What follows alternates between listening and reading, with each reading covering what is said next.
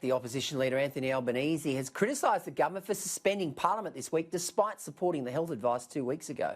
Meanwhile, the University of New South Wales has come under fire after removing an article criticising China's human rights record in Hong Kong. Joining me now, Queensland Senator, LNP Senator Amanda Stoker. Amanda, great to see you tonight. Let's kick off with this problem at the New South Wales University. Now, what are your thoughts on the decision by the university to actually take away some of that criticism of China and its involvement in the human rights issues in Hong Kong?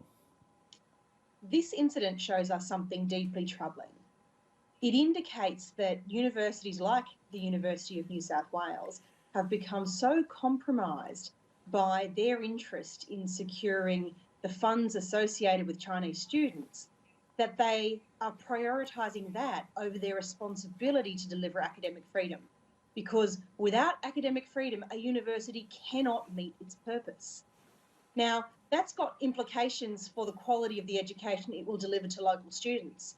But we also need to ask the question, how else does this compromised relationship affect the way that universities are conducting themselves? For instance, if there's sensitive medical, scientific, engineering, technology research going on campuses and related entities, how are we making sure that the value of that research, which the taxpayer has often invested in, isn't being also compromised? How do we make sure student information and university data isn't being compromised also? Universities need to wake up and get serious about their responsibilities to Australians.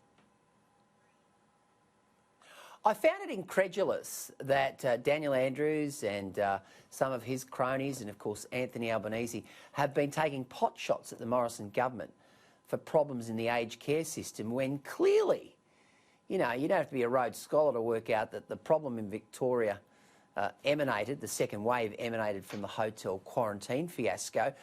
I think at the moment the bipartisanship that's, or lack of bipartisanship that's going on is appalling.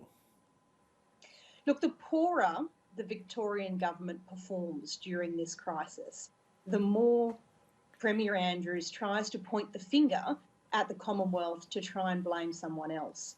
But the reality is this: Australians need all politicians to work together to get them through this time.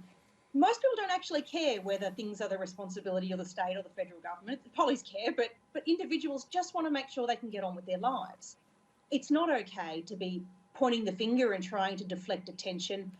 The Morrison government stands by its record so far, and that is that it has not left any Australian behind, no matter what part of the country they come from.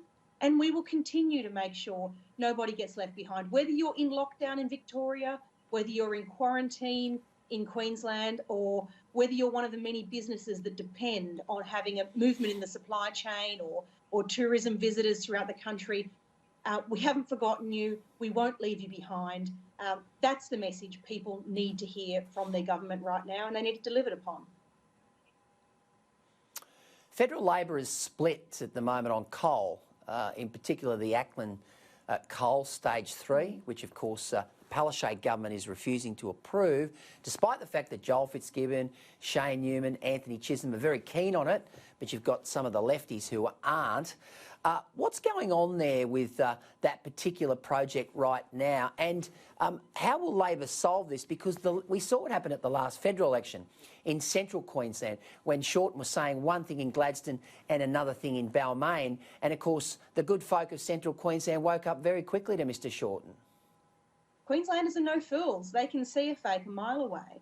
And so when Each Way Albo one day says that he endorses Minister for Energy Angus Taylor's technology roadmap for delivering cheaper energy for Australians and reliable energy for Australians, and then the next day indulges hard green climate change rhetoric and the very hard left, even of the right faction these days as a hard left core, he's got a problem, and he can't avoid the fact that they are divided and at each other's throats when it comes to this issue.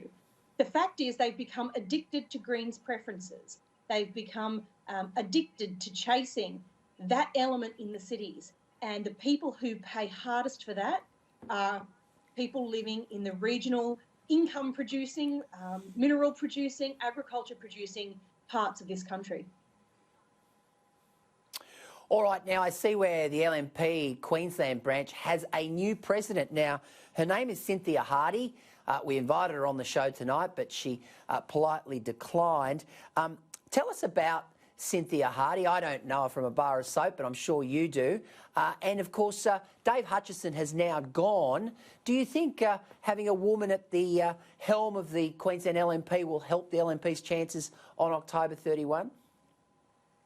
Cynthia Hardy is a committed, wonderful, diligent woman who loves this party and the genuine alternative it provides to the craven, often corrupt, self-interested actions that we see from Labor day after day. She's committed to getting a Frecklington-Manda government elected here in Queensland, as am I, and we are all working as hard as we can every day to get that over the line. I'm confident that the LNP has the team that it needs to succeed, both in gaining the support of Queenslanders, but it has the skill set in its organisational wing, now led by Cynthia, to provide all the support that's needed on the ground to make that happen. Well, she sounds like a wonderful woman. If only she'd come on the show and let the viewers know she's such a wonderful woman. You'll have to work on that, Amanda. We might have to get her on the show and introduce her to the rest of Australia. Yeah, see if you can twist her arm. All right, Senator Amanda Stoker, great to see you tonight. Thanks for joining us.